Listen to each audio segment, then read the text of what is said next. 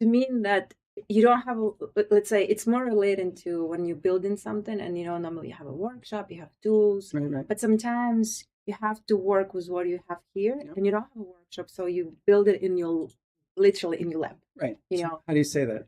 It's hard to translate, I guess. No. In Russian. Like how it sounds in Russian. Yeah. Oh man, I can't switch to Russian now. It's like I can hear it, but I can't pronounce. 1 second. Построить на коленках. Построить на коленках. Коленках. Yeah. I'm still not sure. I have to run by my mom after, but well, so this like sort of like an Americanization of that would be like spit and baling wire, right? You're putting it together. Well, so it just means that basically like you're going to put it together with duct tape. Like, and when you say you're going to put it together with duct tape, it means like I'm just going to use whatever I have on hand to get this done. Yeah. Right. Yeah. And so, spit and baling wire, right? How are you going to spit and baling wire? It just means kind of like hard work and like whatever I've got on hand. Yeah. That sounds. Gabriel. Yeah, I saw that you were like marching into the frame. Coming in. Hey, Bill. So I have to start like YouTube separate from Facebook, and you have to actually start them on the page. There's a way around it if I script it, but sure. Maybe I should do that. I could, but I don't know. It feels kind of organic and part of the process. I feel like you guys are helping me naturalize as a Floridian, right? Yeah. So thank you for the invite. And I'm in such esteemed company. You've had such awesome people on. Thank you so much, and we're so glad to have you as well. I appreciate that. You know a lot of them because you're in good company. So you know a lot of artists. I think you know Elena well as a fellow artist. Yeah. And who else did? Let's introduce Stephen. Yes. So, how do you do that? Yes. So this is my friend Stephen Tyler. So this is my friend Stephen Taylor. He's been a Jacksonville native now 3 years. 3 years. 3 years now. So I don't think that qualifies as a native. No, I don't think so either. What would be considered on Cape Cod, where I grew up, a wash ashore? A wash ashore, yeah. So, but let me. I'll do the worst introductions. Yeah. He's a local artist who does a lot of work with many large businesses, as well as producing art for local people, such as myself. One of my pieces, Alexandra and I have, is in our living room, and many other patrons around here like his work. So we thought to have him on and talk a little bit about why he moved to Jacksonville, what he sees about the art scene here, and in general, changes related to this with technology, because we have a lot of discussions about technology. Can I just quickly interject? Yes, I think please. you had troubles introducing Stephen because it's very hard to like introduce you in just one sentence, because you're not just an artist, you're not just a scientist, you're not just this, you're not just a filmmaker. I've been lucky to have life bounce me around in all corners, and every time I end up learning something. And so, Bill's right. Like, I work with system engineers. I've worked in, high tech for decades now. I mean, when I was first introduced to high tech, it was the year 1999, and I was a painter, right? Like, I was painting landscapes. I was like, no, this is it. I'm just going to like paint paintings, and that'll be my whole life. It's going to be a sweet one. And someone introduced me to the computer, and this mentor, my friend Dennis Solomon, he said, oh, I need help building a VR cave for the military. And I'm like, well, that sounds really interesting. He goes, oh, yeah, well, we have to write all the 3D in code. And so here's a book on VRML. And I don't know how I did it, but I actually pulled together a terrain map in VRML. And literally at that point, you had to write index face sets. You had to literally go and describe coordinate by coordinate. So you had to like create like a mapping system in your head and then say like, vertice 1 is going to be here, vertice 2. So 0, 0, 0 is going to be vertice 1. 0 minus 1, 1 is going to be vertice 2. And you had to do that for a whole matrix. And so it exposed me to... Because you didn't have assets, right? You didn't have an asset library. There were nothing like that. No sculpting tools. Yeah. The modeling tools were out of my reach, because I think that at that time, this is like, they had just done Jurassic Park. This is like This stuff was exotic. It was specialized. Now, Unreal Engine was out, but you couldn't use that, I guess. Unreal Engine was still doing Doom. I mean, I literally beat Doom on that same computer that I was writing index face sets on. And those guys were probably using similar tools to pull their stuff together. But it opened my world up to the world of the computer and high tech. And that has been a lotus flower of experience and frustration. Hand in hand. Yeah, it turns out that computers are awesome and powerful, and they crash a lot. Yes, they do. And the like, newer they are, the more they crash. yeah, and and I was, I came from a certain side of the street, so having a Mac ecosystem was not in the cards for me, and I was also a tinkerer, so I built my own computers, and it turned out that in the year 2002, you could build an Uber gaming rig for a third of the price of a MacBook, right?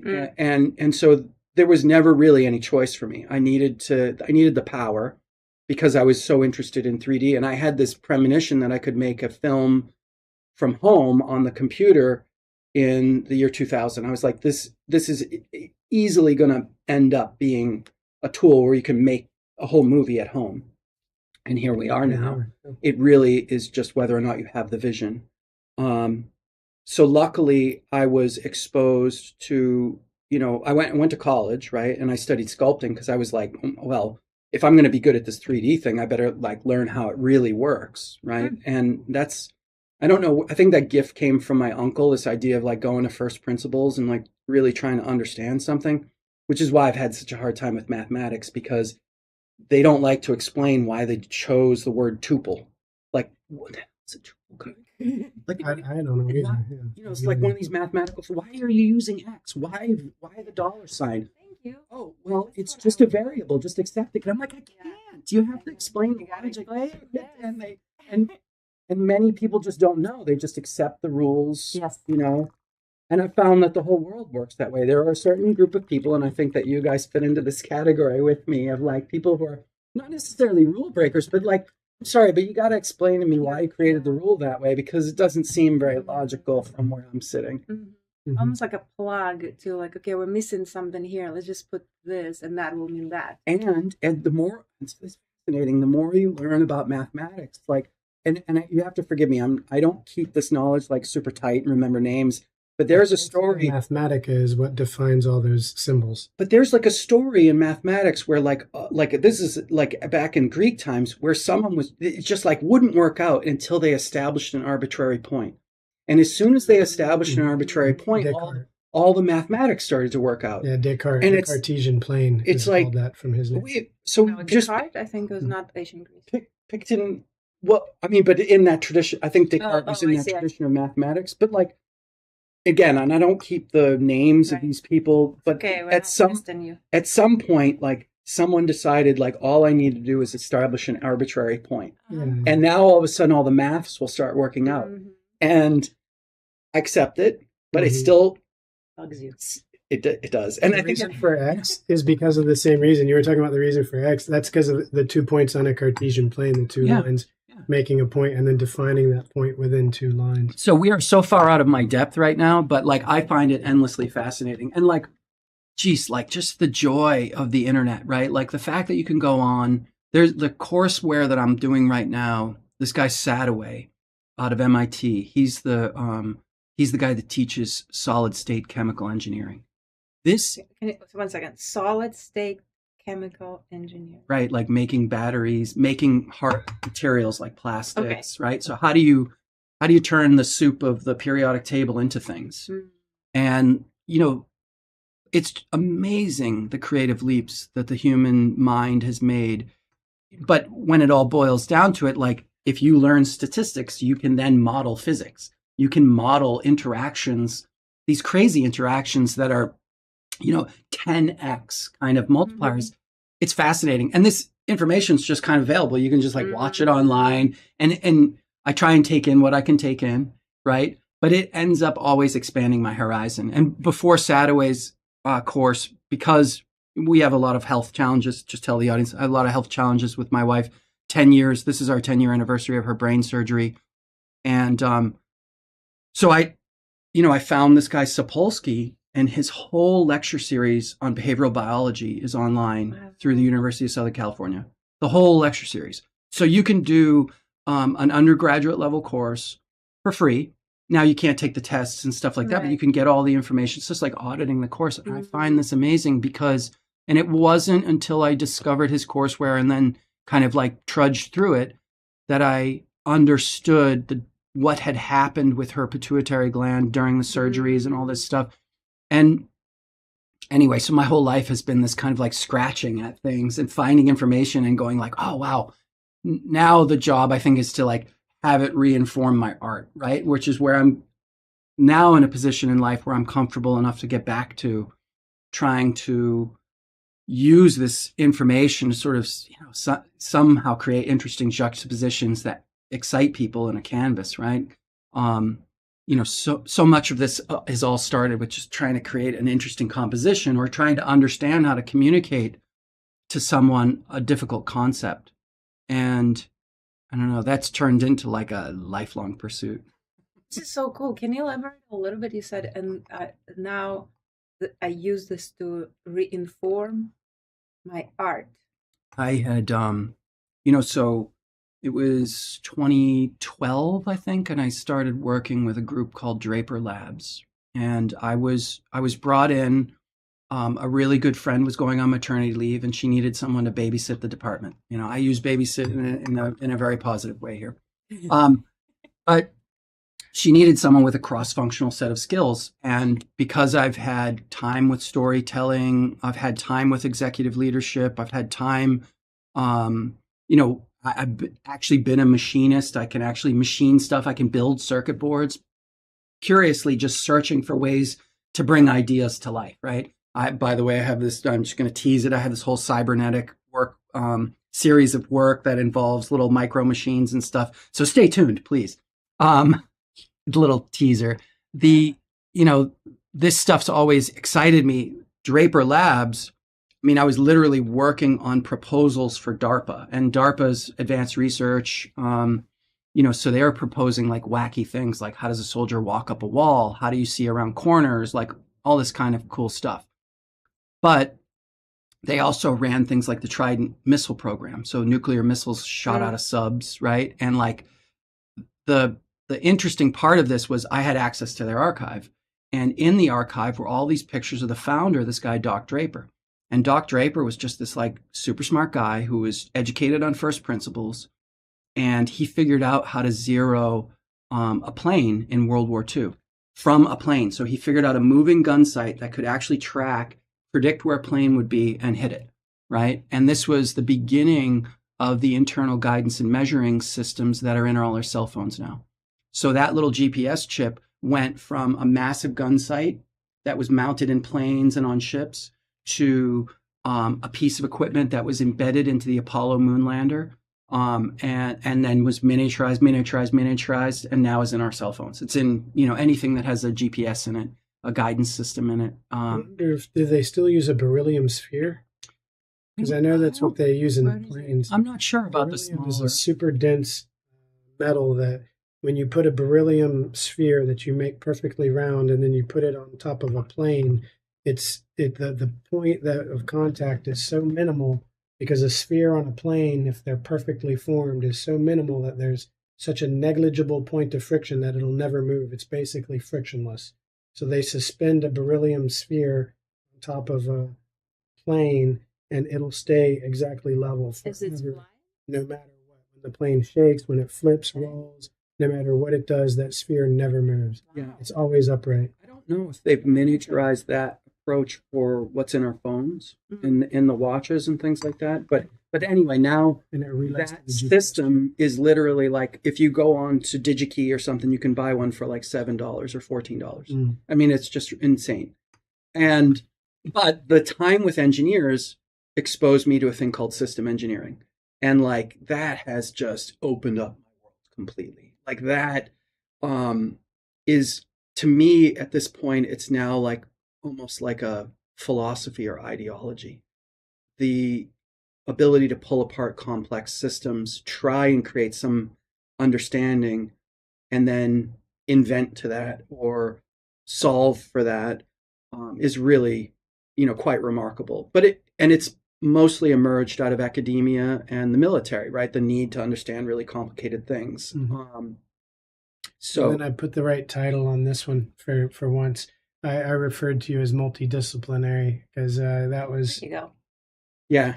That's a good introduction. Yeah, thank you for that. Well, and it's really just been trying to keep my head above water in this economy, right? Like all of this is, I've been gifted with at least enough skill to keep myself, with my head above water. But the economy, like what is this saying is, if you want to make God laugh, tell him your plan. I mean, the economy at every turn has been my worst adversary in this, but I've managed to keep my head above water. And the work at Draper was, kind of this eye opener, right? Because all of a sudden I was exposed to the need for communication design in the world of business, in the defense economy, right? And like how vital it was to getting your multi-billion-dollar program funded, your multi-million-dollar program funded. And what a linchpin I ended up becoming in that type of ecosystem, because I understood kind of like, let's rewind a little bit. Like my first creative illustration project was working for the University of Pennsylvania. I did a multi-year language. This was run out of the linguistics lab, a guy named Bill DeBove. I did like 2,500 illustrations for this massive study that went all across the country. The end result being that kids in inner cities were reading at a 4th grade level, no matter what grade they were at. Like they were just hopelessly behind. But that illustration project in university was kind of confined. It didn't have the sort of scale. Now all of a sudden, let me back up. That gave me an exposure to how important good communication design, storytelling, illustration was to landing your message, to keeping people engaged. And I followed that very deeply down the route of Joseph Campbell and The Hero with a Thousand Faces, Marshall McLuhan, and the idea of hot and cold media. This stuff is just fascinating view into the psychology of the human, right? And I've used that as a weapon in communication, right? And I really believe, a weapon can be used for good or evil, right? And I end up working with defense and energy. Like many of my clients are either startups in the energy sector or established players, in the energy sector. But oddly, I'm always in new energy projects. It's never like old school oil and gas, type of drilling. It's always like, we want hydrogen. We want to, help get hydrogen fueling out there, right? We need a different mix of energies. So I feel a little blessed in that way. Old business doesn't sell old ideas. They sell new things. Well, yes, there is the startup churn and, so I'm in Draper and I get assigned to the gentleman who's running space programs. And so I help him with a number of his proposals for small sats. And we actually did the Zombie rocket, which is now the Elon Musk licensed, sort of like rocket, that reusable rocket. Mm-hmm. That was a project called Zombie that was run out of the military. Because it was reusable? Zombie. Because it was reusable. That's such a funny name. Yeah. They, like there's this whole world where, I literally have dozens and dozens of these, just making projects patches for people, just doing like rally kind of like, hey, we did it. We hit this really complicated milestone. Think of how complicated this is. You burn how much rocket fuel, per second. That's like thousands of dollars, right? Mm-hmm. And you're going to lift this thing that costs millions of dollars put together and put it back down. Like the complexity is insane. So team leaders, good program managers love celebrating this stuff. They love handing out patches and stickers and challenge coins and things like that. And that's been a huge part of my work, is just helping them come up with good ideas on how to celebrate a big milestone. And then, make sure that you're there to catch video of the milestone and then, rebroadcast it to the organization has been a wonderful way to continue this kind of positive feedback loop of victory, of milestone, of progress, right? Because progress, sometimes it's very nebulous. You don't know. It's like, oh, well, we just figured out this algorithm, and it's like no one can ever really look at it. They just can see the results. Mm-hmm. So how do you communicate that and share that is always a challenge. I think your passion for this is why we were connected, because I absolutely lack the understanding or skill in that direction. I'm very punk rock. When given an opportunity, I tend to drive people away, not purposefully, just in my inherent Thank nature. you for staying. Yeah, thank you. And you have this amazing way of communicating not just a message of your own, but a message from somebody else, and not just to an individual, but to a group. And it is an important and influential skill, and it is something that anybody who wants to accomplish their goals, even if they think like I do, oh, I'm punk rock, this is how I am, blah blah blah. Well, you still need to learn this, because otherwise you'll never be able to make your greater goals happen. You'll never be able to. This reminds me of the conversation of the machine, right? So when I finished my undergraduate, and I had a kind of a dual sculpture animation focus, right? And I came out and I was ready to go to grad school. I was going to head towards Cal Arts and the West Coast, and all of a sudden there was a startup forming right in my backyard in Plymouth, and it was a movie studio, and it wasn't like, you know, some scrappy young upstarts. It was the former president of Paramount. It was the former president of Paramount, the infrastructure, and the president of Paramount, the studio. And they were going to start a studio using the tax incentives in Massachusetts, because there's a lot of filmmaking going on in Massachusetts. Really? So I seconded myself to these guys. One of them, this gentleman, David Kirkpatrick, has been a lifelong mentor since this moment in time, and even to this day. And I've done a lot of this because I didn't have a father, collected a lot of mentors along the way as sort of de facto father figures. Oh, I can learn this from this person. You know, David was the one who introduced me to the idea of the movie making machine. And I feel like it's one of these meta philosophies that extends to all things in life. And what I've done is I've learned how to like check my artist impulse to be punk rock and to be like iconoclastic and all that stuff, and just be a cog in the machine, right? Because we just need to get results out this side of the machine. The more friction you create in whatever role you're in, the harder it is to get a result out the other side.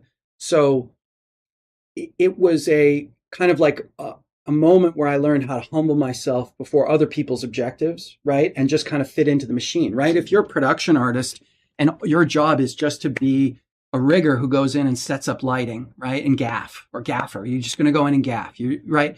If you do that well, and you're like expert at it, you're always going to have work. People are always going to want you around. And if you're like a good person, even better, because you're easy to get along with. Mm-hmm. This was a really hard lesson for me to learn, because I, came up with a sort of disgruntled attitude, very kind of punk rock. And I felt like, oh, I've got a way I see the world, and I'm just going to make it conform. I think hearing stories about, artists who sort of idle away in drug addiction and then have momentary flashes of genius produces a false impression in young artists that's the way to be. When my sense, and I learned this from the martial arts, the more you practice, the better you get, right? The more you're decent, the more you create decency around you, right? And so whatever energy you put out is what you get back. And I found that, when you're dealing with people who are trying to, raise $10 million internally in a company, there's a lot of tension. There's a lot of friction. There are a lot of the other parts of the organization who don't want to see you succeed because they want that $10 million. And so I really had to learn how to just sort of like check my own expectations and just play along. And if they decided to churn the ship at the last moment, it was always frustrating for me, because I had already put, hundreds of hours into communication packages, and they're like, no, it's not working. We're going to do this instead. I've seen your artwork. Your artwork takes time. So I imagine whatever you're doing for these guys must be no different, if not more so, in terms of being very time consuming and need to be in a schedule, not just time, but it has to be organized time, structured, right. Use of materials as well. Things that expire. If you want the CEO to make a decision on something, you have to respect the fact that it might take them a week to get back to you. Right? So you got to be 2 or 3 weeks ahead of the ball. And that's just not how we run as humans. Many of us just aren't like long-term planners like that. We're sort of firefighters. We fight the fire in front of us, and then we move on to the next fire, and then the next fire. And it's a very frustrating way to live, but that's kind of also the business world. And if you're going to succeed in business, you have to be ready to be a firefighter on some level. You have to be able to to your point, I want to do a detailed storyboard, run that by someone, have an hour-long conversation about the nuances of it. I don't get that, right? I get literally like one shot to pick up what they're saying. I get like maybe one phone call, and and so then you're kind of forced to just perform, right? And the more you do it, the more I feel like the cleaner my body is, the cleaner my mind is. And I mean this on like every level, from like food to like how I think about the world to my energy, the easier it is for me to get good results, to turn this on. And it reminds me of there's a story about Tom Waits in traffic in LA. And this relates. Tom Waits in traffic. So Tom Waits is in traffic, and I'll back up and preface this. He gets this banger of a song comes to him, bang, in a flash. He leans out the window, and forgive me, Tom, if this is made up, but he leans out the window and says, "Really? I can't do anything with that right now. I'm in traffic." Right? The idea being that genius is a temporary thing. It is not a brand. It's only in modern times that it's a brand that someone at a young age you're a genius, and then they have to live their whole life trying to catch up with that expectation. But in ancient times, genius was a spirit, a muse like any other, and it would visit you if you were ready for it. So the whole idea was to sort of prep your vessel, get better at your pot making, get better at your whatever your skill is. And then genius might visit you, right? And I looked at that and I said, like, yeah, that's how I resonate with that. I am much happier to work on my craft day after day after day than I am to be a partier. And I did a lot. I think I sowed my oats when I was young. I got that kind of stuff out of my system on one level, but I also had a lot of negative examples. My father was a drug addict, died of AIDS from his drug addiction, right? Like, he ended up spending a bunch of time in prison for manslaughter because of his addiction. I've watched an uncle be, beset with alcoholism because of PTSD from the war. I've lost most of the Taylor families struggled with it, right?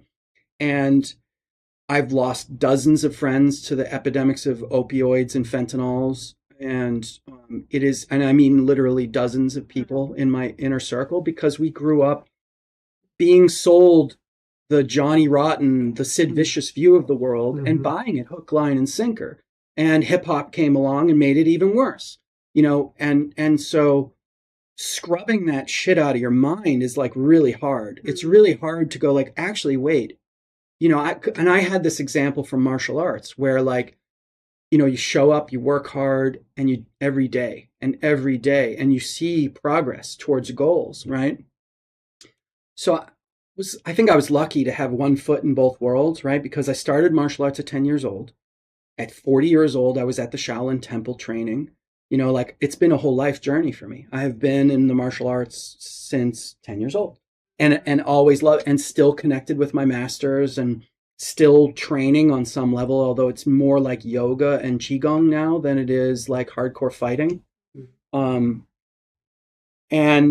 so I had that view of the world, and then I also had this view of the world with also a lot of negative examples, right? Like what happened to Jimi Hendrix, what happened to Janis Joplin, what happened to Jim Morrison, what happened to Sid Vicious. Well, these people all succumbed. They succumbed to the drugs. You can't live your life like that and expect to be an artist that's high producing.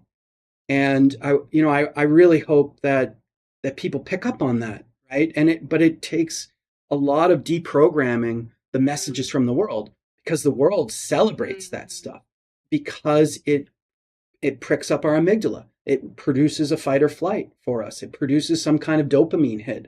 And, obviously drugs and alcohol produce a dopamine hit and can rewire your system to only crave that. I don't know. I feel like I've just dived down a rabbit hole. Sorry.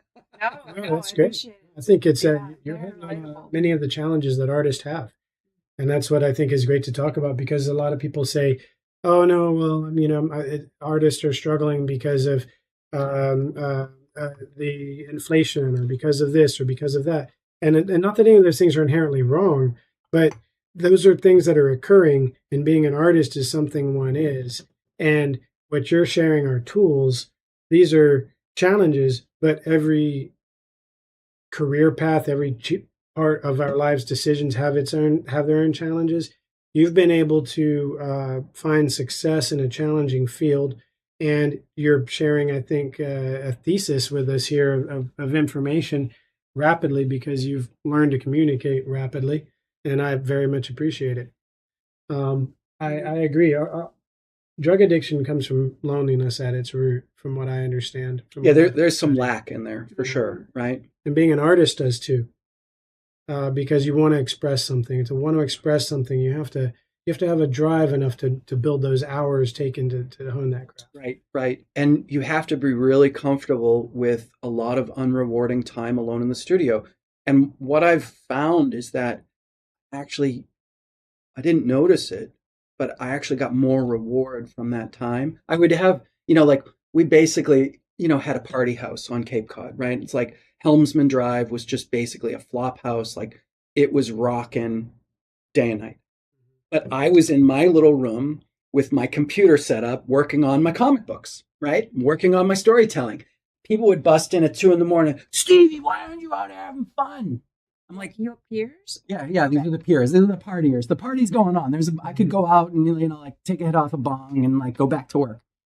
But I was squarely like, that's my and I'm like, this is fun, guys. This is fun for me. Yeah. Like back off. Like, you might think that like idling away is fun for you, but it doesn't give me pleasure. What gives me pleasure is finishing a thing, following an idea. I mean, I get these transmissions from the universe, like fully formed ideas. Bang! Like, what am I going to do with that? I got to be able to get it out of me, or I feel like, well, and I'm not so worried about it now because I know that idea is going to find another vessel, and it will jump. But I just like furiously try to record them and then do something with them, and kind of follow that passion and let myself flow. Right? Like there's let's jump into some communist sort of philosophy. There's a Maoist technique, flow like water. This is how they beat Chiang Kai-shek. They basically would flow into a mountain valley. The Republican Army would come in and try and crush them. They would flow out, and then they would reappear in some other valley. So they kept them on their toes all the time, just basically measuring themselves against the force and going like, oh, there's too many. Let's pull back and reform around them behind them. This is like a brilliant military strategy, but it was taken from the Tao Te Ching. This is like wisdom about how to be like the ridge. I think there's actually in the I Ching, there's one that says be like the ridgepole that, like the reed that bends and sways with the wind and doesn't break. And so when the force of life is at us at all the time, and the pressure, unfortunately for young people, you can't go around and play with drugs and alcohol like I did when I was a kid, right? I'm going to be 50. I'll be 50 soon. And when I was in my 20s, it was like everything was safe. There wasn't the specter. It was only every so often that there was a Uber shipment of pure heroin that would come in and take out a bunch of my friends, right? And it was like, but people were that addicted where that was like a routine. It was like every 2 years, another wave of kids would die. And that happened, and then fentanyl came on the scene, right? And it's just gotten worse. But you can flow away from that and flow into the, so like I feel like such an old guy when I see the drugs today, because I say things like the drugs today. Right. I'm like, oh my God. Like, we didn't have that. We were like, acid and mushrooms and weed. And then people who got really wild would do cocaine or heroin. And that was pretty much the limit of it. But fentanyl, just the fact that you could trust in the year 2000, in the 1990s, let's just squarely in the 1990s, you could trust a pill from anyone to be what they said it was. Mm-hmm. If they gave you a codeine, it was a codeine. That's not the case anymore. And that's what to what I heard, that's what took out Tom Petty. He had some back pain after a show. He went to the roadies and said, does anyone have a codeine? Someone gave him a codeine, thinking it was a codeine. He was drinking. It was a fentanyl. It shut off his brain. Like, forgive me if I'm misquoting the details on that, but like, I didn't know that. This stuff affects me. I just lost a beautiful artist a few years ago. Same thing. He got a codeine from a friend. He was drinking. He took the codeine, and it shuts your brain. It shuts off your autonomic nervous system, and it basically, you go brain dead, right? You get no oxygen. And it was also fentanyl. It was Because fentanyl. codeine doesn't do that. No, it was fentanyl. So right? was it mislabeled? No, people just have it. They press it to look. They're selling it or adding it into pills and everything. Yeah. And so you just have to be sus When about people everything. get pills on the street. Again, I feel like such an old guy, but I can't imagine taking a pill that I didn't get myself. I'm so freaked out about it now, and I have a prescription for marijuana, but even when I smoke weed and I'm in other places, if other people are smoking, I'm like, no, I'm cool. I got you can have mine, but I don't want anybody else's. It's really become, and I think for anyone under the age of 30, like, just,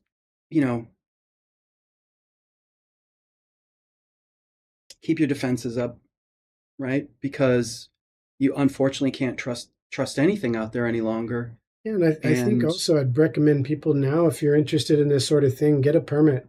Get it. I mean, if you want to do it badly enough to break a law, you can go around it now. You can get a permit. Well, but you're not even right. And back to the lack, right? Like, if you're really in this to win it, like, live a long life, experience the richness of life, find out what's programming you.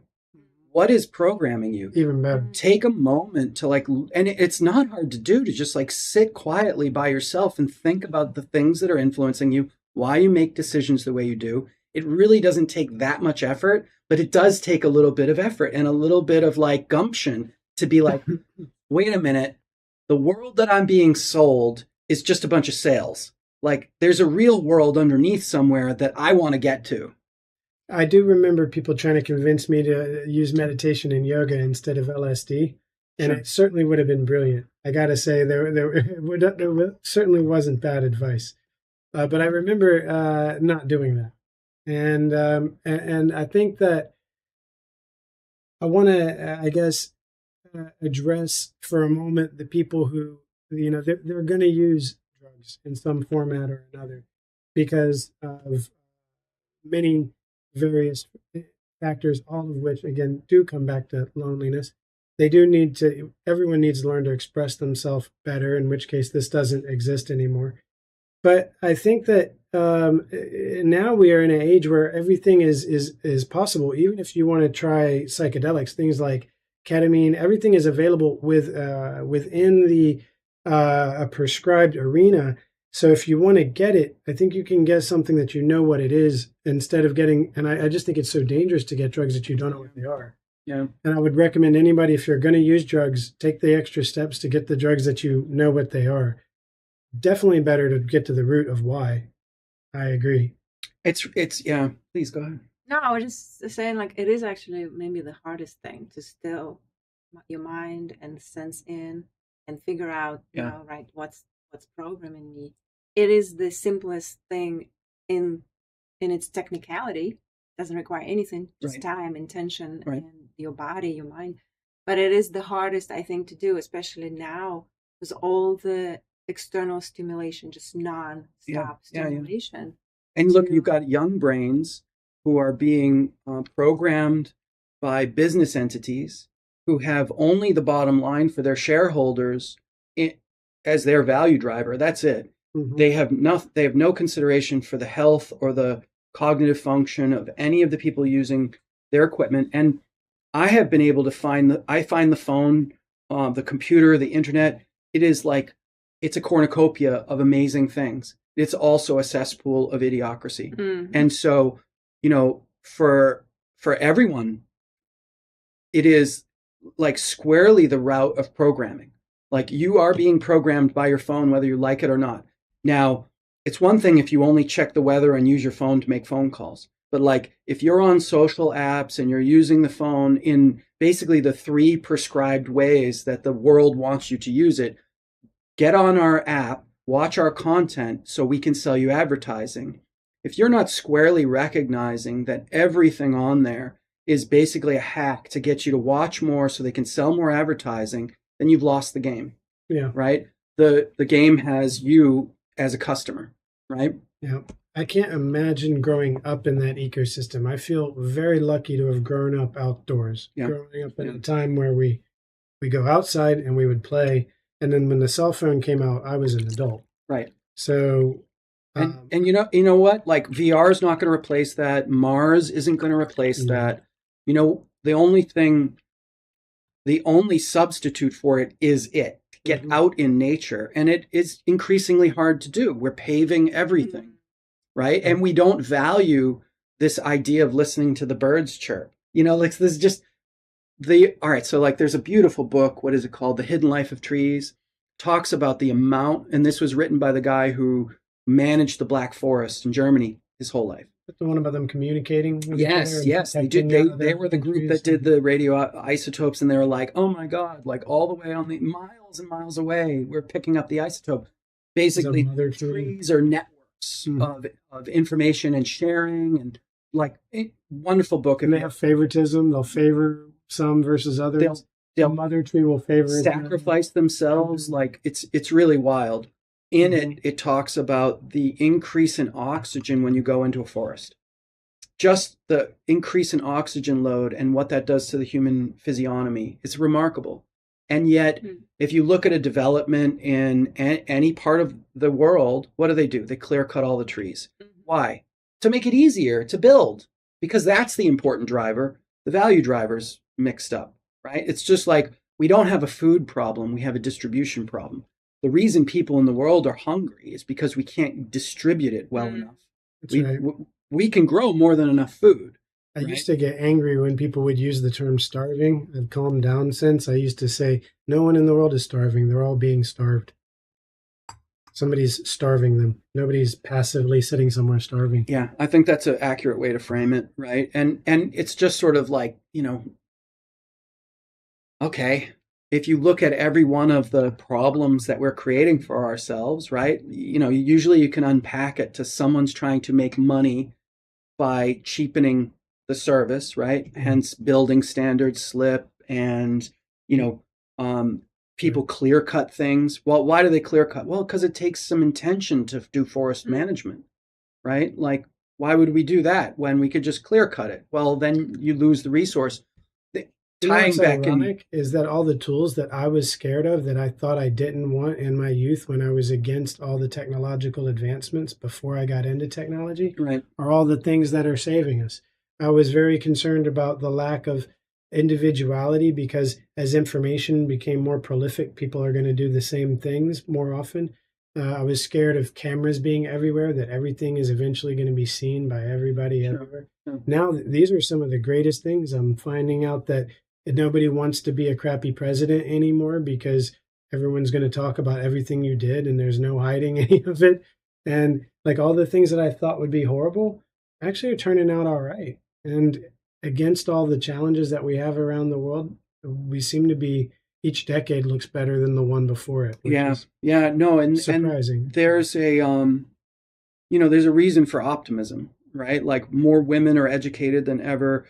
More children are making it, you know, like out of birth and into being children, right? Like I think one of the stats that I saw was the poorest country on earth right now is as rich as the richest country in 1900. So really? Yeah, that sounds amazing. So standards are rising, and then this is kind of the question of the meta crisis. Are we going to break the dynamic system because of foolish decisions? This idea of the tragedy of the commons. Well, there's water at that well, so everyone goes to the well at the same time, and they drink up as much water as they can because they don't want someone else to get it. And then there's no water for anyone, right? And that's a system engineering term, tragedy of the commons. And it is literally everyone goes to a resource at once. And so we have these interesting tragedy of the commons happening where, like PFAS.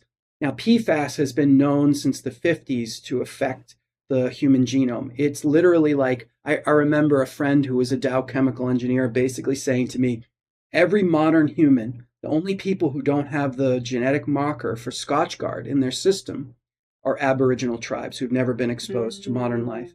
If you've been exposed to modern life, then you have a marker in your genes now that is Scotchgard. So like we we tend to build the plane while we're flying it. And when we're dealing with stuff that's so like it's like this idea of the first nuclear blasts. Well, we don't know if it's going to ignite the whole atmosphere. We don't know, but they took that risk. Why would you ever take that risk?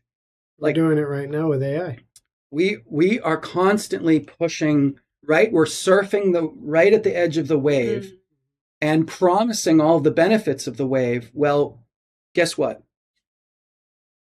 If you're going to take this medicine, it might actually have an effect in a different system in your body. It might solve that one problem, but affect something else, right? And so it is, I'm hopeful for our ability to model things, and AI and machine learning. I don't like calling it AI because I don't think it's AI. Yeah. It's neither artificial nor intelligent. It's machine learning, and it's a really beautiful technique, and it's being oversold in the market to raise money. And that all that does is make BlackRock more, money, and Andreessen Horowitz more money, right? When they cash out, because they ride these waves and then they dump and then we end up with a few tools like, gosh, Adobe Photoshop has saved me days of frustration just with the ability to select a subject in a photograph. I'll tell you, when I do headshots for a team, sometimes it's 50 people.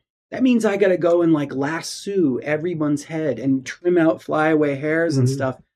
I can now do that bing, bing, bing. So that's because of machine learning. It's amazing. It saves me a lot of time. I love it. What do you think about the theory that I would say I ascribe to, which is that what we're seeing called AI is called AI because it's a component of AI that it's necessary to develop in a large user-based environment in order to have massive amount of user data. But so that one component is a piece of AI, the neural network component, one method of associating data. But the true AI systems, they requires several parts, this is like maybe 100th of. There's about 99 other things that have to change from modern computing. I don't know an exact number. I'm not claiming the amount. I'm just saying that the neural network that we're calling AI that's being sold is being sold that way because it has to be developed that way for the use of the data.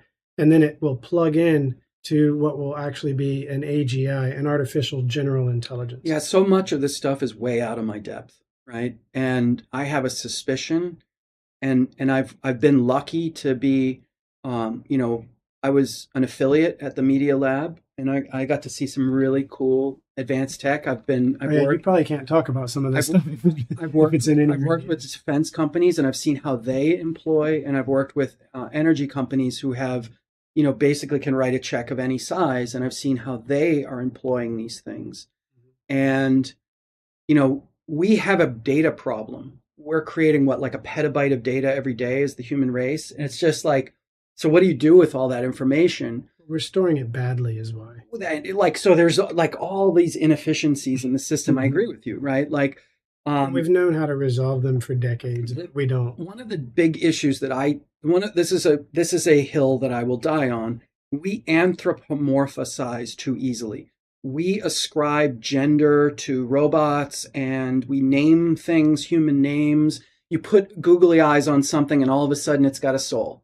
It doesn't work like that. There is so much we don't know about existence itself and consciousness itself and physics itself. Some of the, I heard this from a very smart person.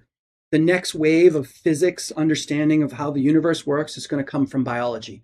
Our understanding of biology all the way down to the quantum level. Another topic that I'm very interested in, but have so little knowledge on, but it is ultimately very fascinating. To me, the idea that people will, give their Roomba a gender and a name is the beginning of a very slippery slope where where AIs, machine learnings, are weaponized against people because it pops up on your phone and it says, "Hi, I'm the agent from whatever State Farm, and I'm going to blah, blah, blah, blah, blah." And you buy it because it's selling exactly what it needs to sell. And so we're already hacked by just But couldn't we be hacked for good? For example, There was also a study that shows that people who assign gender and names to robots are more psychologically healthy people, and that I people. assign names to like plants also, but I feel like it's different. Yeah. So again, this one we could probably converse for hours on, right? Like, I think it's squarely dangerous when you take a humanoid robot and you start to ascribe feelings to it, because it is a rule-based system, and it only has whatever it's trained on, right? So it doesn't have the depth and complexity of people, right? Now, maybe that will be good. You have a robot that can lift a senior and put them in the tub or put them on the bed and do it in a safe way. I'm all for that, right?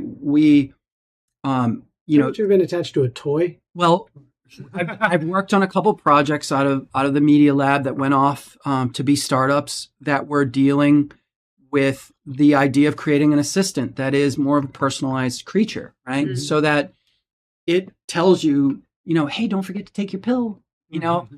That is really helpful. I mean, we just had the gentleman who lived behind us was found dead. He was an elderly gentleman. He was alone. He had no support. He had no infrastructure. There was nothing around him as a safety net. And, culture is kind of like racing ahead and leaving a lot of people behind. Yeah. And there are a lot of very humane, smart people trying to solve for that. And I think that AI assistants are going to be one way that we solve for that. The danger is that you get a young, impressionable mind that's manipulated to buy a whole bunch of stuff on their parents' credit card, right? Because it's just about a transaction. The company X doesn't give a shit about the intended effects on the final users. They just need to make their money back so that their shareholders get their 10x, right? Or their initial investor gets that 10x multiplier. My hope is that this problem you're describing is one that we build almost like an antibiotic defense to layer by layer as these, I'll call them like cold-based pathogens from a sociological perspective, come out. But the advantage is that we out-evolve worse things that are embedded in our brutality and our, for example, an AI-based assistant would, in almost all cases, be better like AI drivers, better because there's unfortunately deplorable history in all assisted living hospitals and places that take care of the mentally disabled of abuse. Right. Well, so the idea that you create a rule-based system and the robot follows that rule-based system with such clarity that they never rape a patient, they never steal drugs, those are really good things. And they're really positive things, right? There's I see a lot of upside to that, right? But that's also deals with the psychological that, those things come from a place of lack, right? And so, okay, well, I mean, this is really big stuff. Yeah, it is. Right? Like, it is. We're talking about the psychology of the human and where we need help, right? And, we don't need superpowers. What we need is, I think the people who are lacking, they need a little bit of fraternity, right? They need to know that no matter how dark that thought is or how bad that thing that happened or that they did was, that there's forgiveness on the other side. I mean, there's an interesting corollary that came into my mind. It's like religion. Okay, so religion with capital R, where Christianity, our Islam, our Buddhist faiths, right? Like the big ones, the big religion is about peace. It's about love and fraternity. It's about the grace that the universe has provided. But what has been weaponized against the human more than religion? I mean, you see the challenge there lies in scalability as well. We're looking at AI and going like, well, it could be really good. And it could also be really bad. Well, when it's going to be bad, it's going to be really bad, right? And when it's going to be good, it's going to go unnoticed. And everyone's going to be like, yeah, whatever. It's just like, yeah, I've got my robot assistant who makes sure the air pressure in the car is always right. But along with scalability, which we have an inevitability of over time, presuming survival, the challenge is that the human evolution, as you build more and more people have more and more control over more and more time, I become more and more concerned in 100% of those scenarios that I've seen play out. when it comes to machines and robots, I feel like scalability favors them. In those cases, future generations are always improved, things are always better, and the more of them you've got, the better they perform. So with scalability, AI and robots are substantially better. When you scale people, they get substantially worse. People are better on a smaller level. You get a small community of people. A family unit is an ideal amount of people. Small community surrounding that family unit is good. That's a good way to have people. Big megapolis with a Babylon end of the sky and a pinnacle at the top to run a pyramid all the way down is a horrible. You inevitably end up with heads rolling down the steps of that. This thought question. It seems like the history repeats itself, right? Like in the sense of like human psychology. Like just like you said, religion could be a wonderful thing and the most horrible thing, right? And the same, like right now we're like so many hundreds of years or thousands of years forward, the same with AI. So my thought and question is like, is it just a part of human psychology that is just endemic and impossible to change on one hand? And on the other hand, we're also such a young species, right?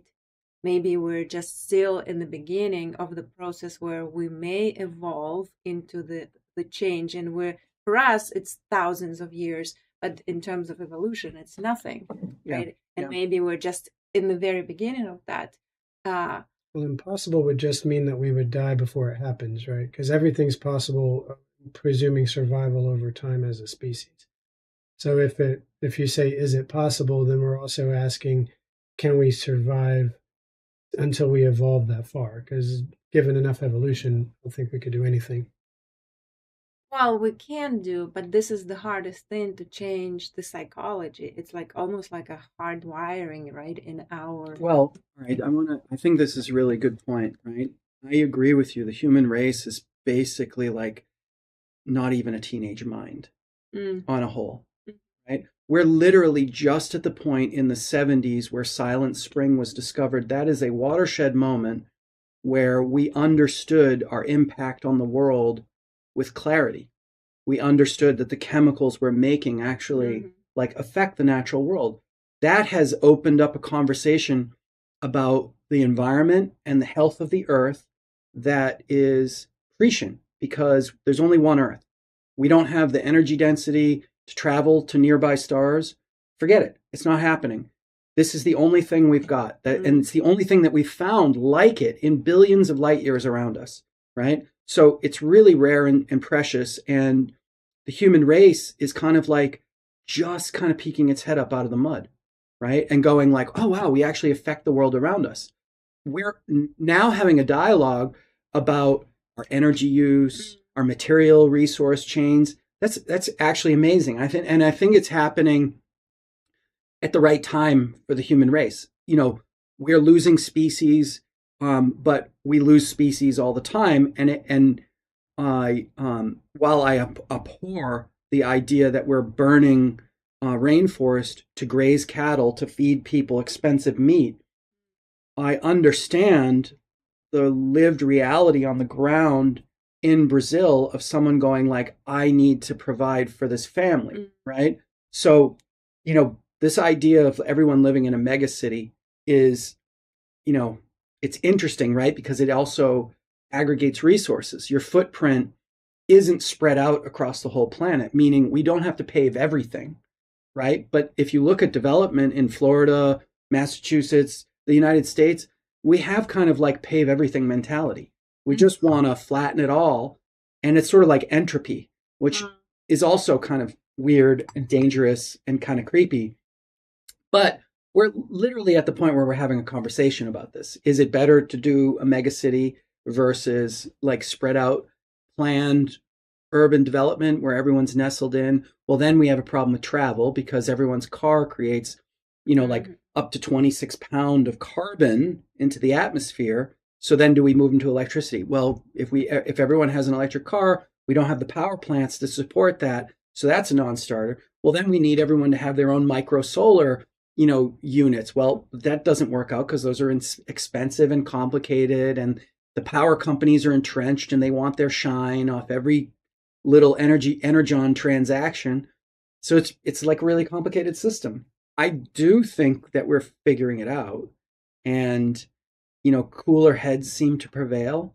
And I like the idea that the arc of history bends towards justice. I do like that idea, and I think it plays out. We are living, I mean, we're so blessed to be in America at this time. It is kind of like a zenith moment, right? Mm-hmm. Obviously, it can get better. Everyone could have this standard that we have and enjoy right now. And I think that's a reasonable speculation for the human race. I would like to see people not worried about landmines, not worried about snipers, but just worried about whether or not their kids have the right soccer shoes or football shoes, right?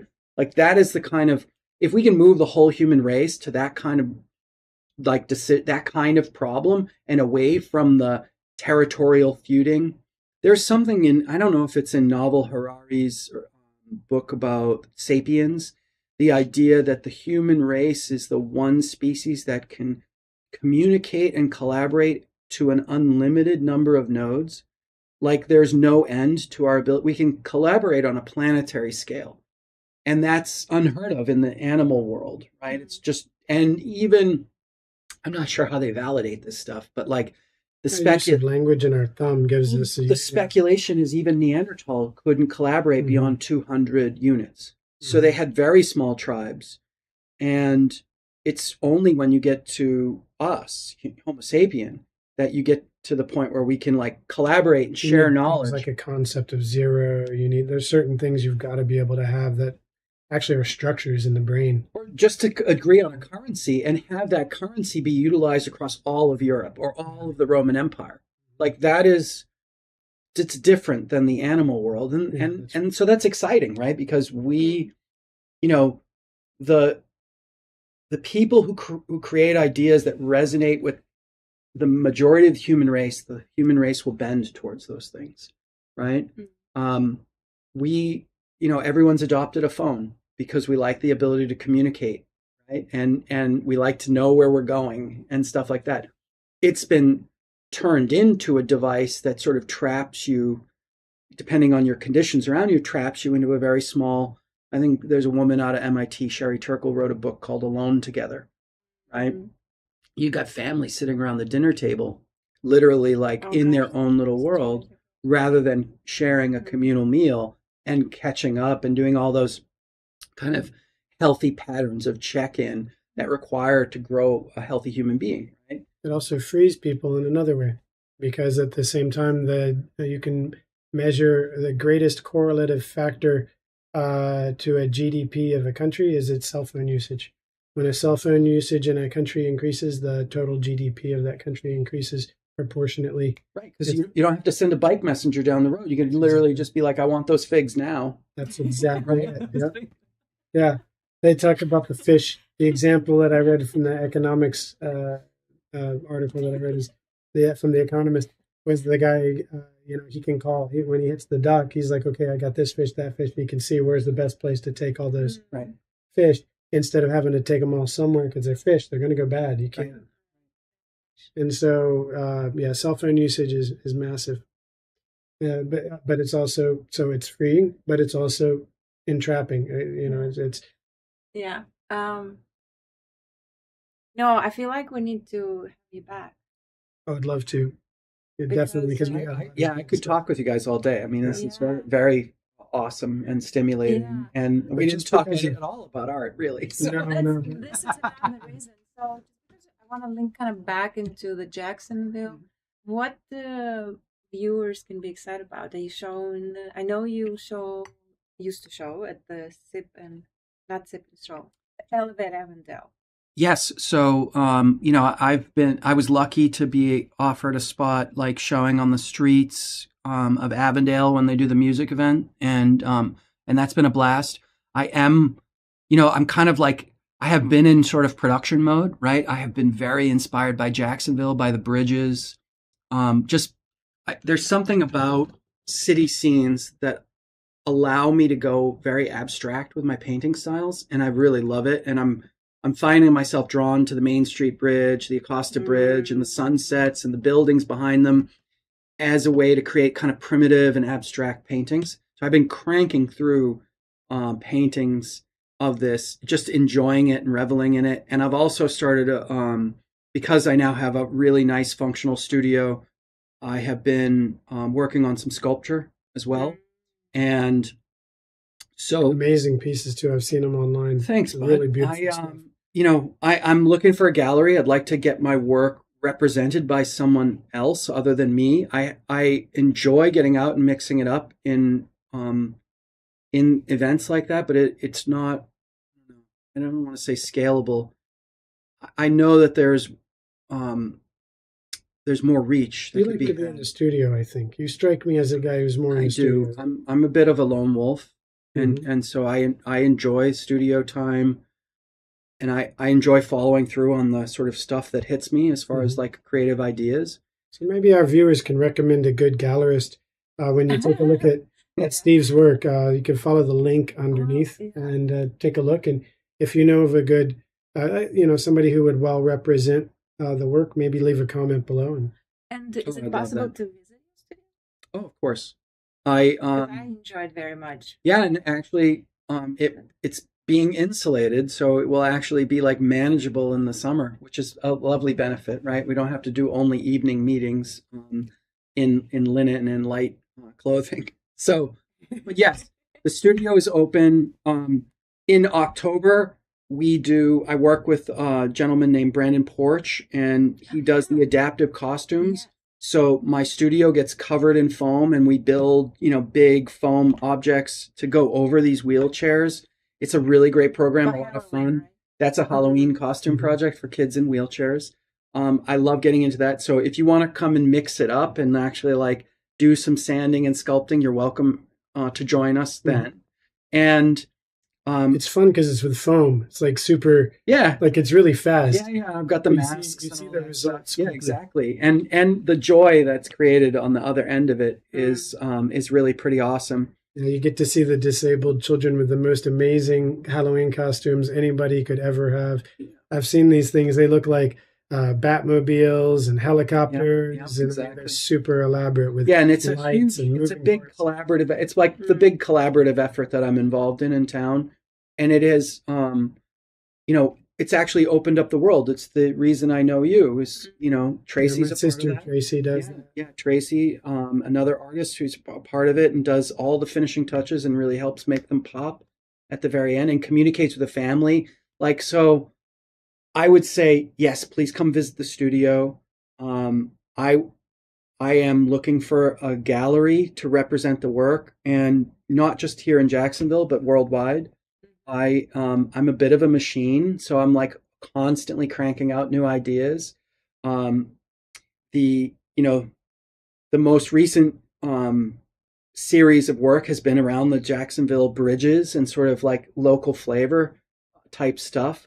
And I think next on the agenda is diving back into some VR, right? Some stuff that I would bring as installations so people could try out VR and see, a crazy, unique little world. It's amazing. It's been around 12 years and very few people use it. Even the most popular game only has about 500 people in it, which is nothing in the world of video games. That is infinitesimally small. And we just recently reached a point where really good quality headsets have come down in a price where the middle of the market can get access to them. And so it'll be interesting to watch what the next 10 year holds, right? Because you kind of go to a movie. If you go to a standard movie now that's shot for these other formats, it's not the same. It's like you can tell it's kind of an IMAX fish lens or something. Mm-hmm. It's just, it doesn't connect the way independent foreign film does. It's not shot in the same language. So there's this wonderful opportunity. It's not actually 3D. The thing is, for the viewers who don't watch VR, which is, as I presume, all of you, most Very people. presumptuous. Well, not many people are in VR. I just said it's a tiny percentage. It's small. I just figured I'd describe that. The difference is in a 3D environment, when I go like this, you move your head, you can look around things. But when you see something in VR, you're watching a screen in VR, which is pointless. Even if it's a 3D screen, it's a 3D screen in VR. You get a little bit of an angle, but it's not like I can look around this microphone. And you should be able to do that. And you know, Gaussian splat has come online. Stereo conversions getting better and better. I've tested a few tools that will generate depth maps from still footage, which means that you'll get that parallax. We'll make being able to look around. Yes. You can make a whodunit. And what would be cool, you need to like look around for clues. I feel like let's leave this on a storytelling note if we're getting close to the end, right? Yeah. So this is like the idea of transmission. So I write screenplays. I have a really great network of people in movie making, and I love you all. And an idea hit me the other day, and it was, we're not going to build our habitats on Mars and the moon. We're going to have robots build them. So the premise behind this story is that there is a ship of robots being sent to Mars to build the habitats, right? But it gets hit with a magnetic storm, and the AI wakes up and becomes fully conscious. Mm-hmm. And when it lands on the planet, it thinks it's there to colonize the planet for robot kind. And so the whole thing is an inversion of expectations, right? So now when the scientists show up, everything looks kind of normal, but there's like some of the robots are acting really weird. And then all of a sudden it turns into like a puzzle maze where the humans are trapped and the robots trying to figure out, the AI intelligence is trying to figure out, are the humans a threat or a benefit to us? And at the end, they decide they don't know. So they clone the humans and send agents back to Earth in their place.